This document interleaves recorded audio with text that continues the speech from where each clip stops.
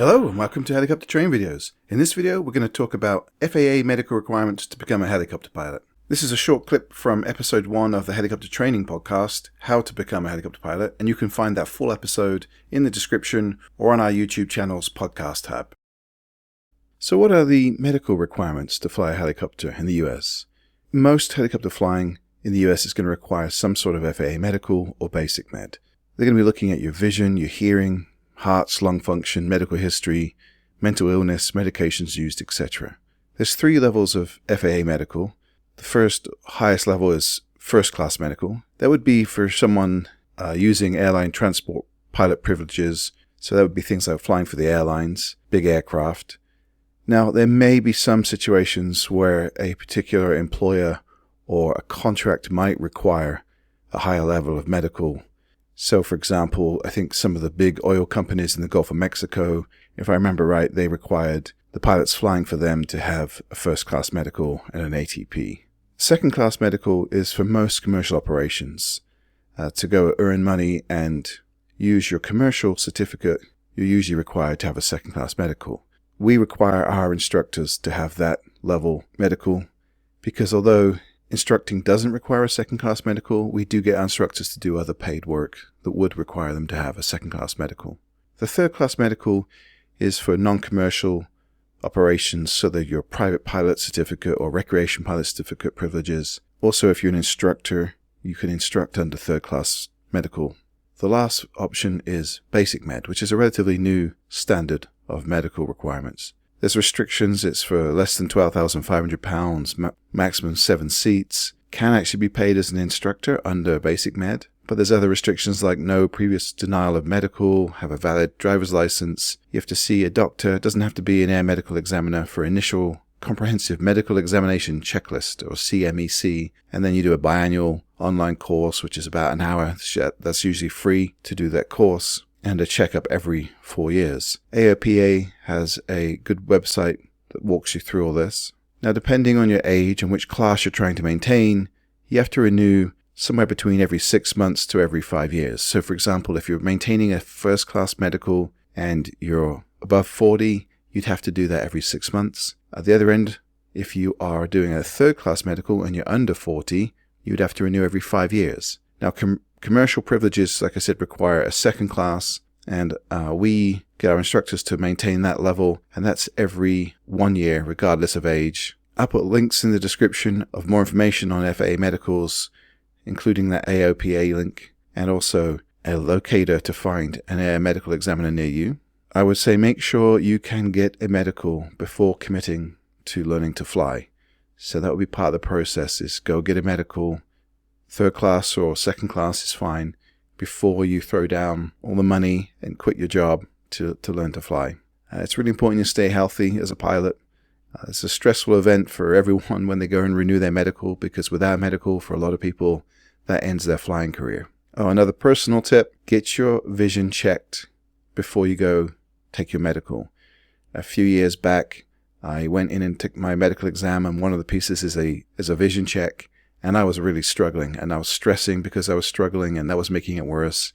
So from that point on, I always book an eye check about 3 months before. So if there's any changes to my vision, I have time to get classes, etc., and not fail my medical.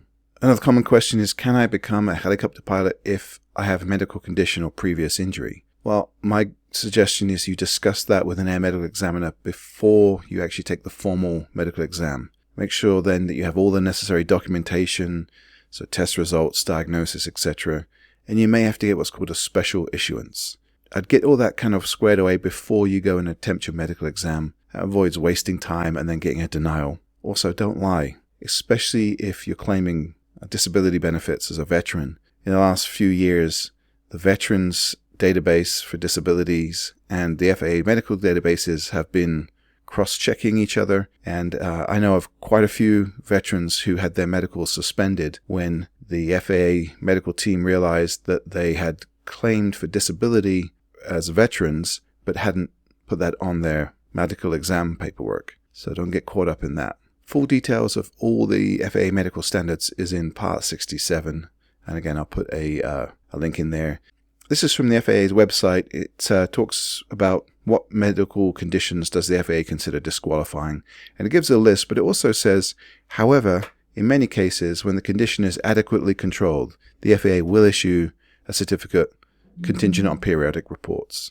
An example of a special issuance might be something like someone who's colorblind. I know a friend who was colorblind, which could be a no-go for being a pilot, and you have to do a special issuance which involves more time and paperwork and tests. And one of the things he had to do was go up in an aircraft and then receive light gun signals from an air traffic control tower with an examiner sat next to them to confirm they could tell the difference between green and red. And if you fail that test, that's it. You don't get to do that again. That's a one-time thing. So that was quite a stressful flight for him. But he got a special issuance and he has a medical and he works as a pilot. Quick update. While I was putting together this show, I was listening to Max Trescott's Aviation News Talk, and he was talking to Dr. Caldwell about changes that have happened to the vision tests. Effective January 2025, these pretty plates, which are called Ishihara plates, those are no longer used because they can be memorized. So now the medical exam will use digital testing for both red and green color deficiency, but also yellow and blue deficiency. Anyone who already has a medical will be grandfathered in, but those that may have some change in their medications or any kind of illness that might affect color vision would have to have one of these new color tests performed. This all happened because there was an accident, and NTSB investigated and found that this FedEx accident in Tallahassee, Florida in 2002, the first hall officer had a color vision deficiency and misinterpreted the runway approach lighting system. So this is from, originally I got this from the Aviation News Talk, which is a great podcast. I'm a Patreon supporter and a contributor to the show. It's more leaning towards fixed wing, but now the host, Max, is also a helicopter pilot, so you hear a lot more helicopter content as well. So I highly recommend that, and again, I'll put you guys a link in the description for that.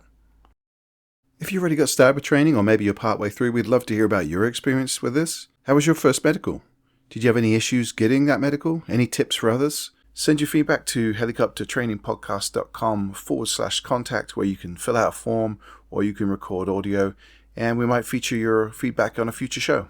So this clip was just a small piece of what we covered in episode 1 of the Helicopter Train podcast, which was how to become a helicopter pilot. In the full episode, we break down questions like, what are the age, education, and medical requirements?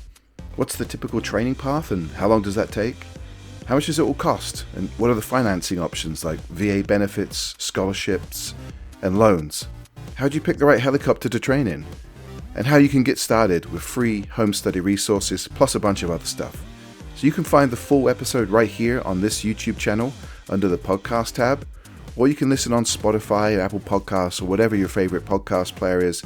Just search for Helicopter Training Podcast. And don't forget, you can start learning right now on the Helicopter Training Videos YouTube channel with video playlists covering things like ground school subjects, flight maneuvers, as well as following along with a student on every training flight from day one all the way through to check ride.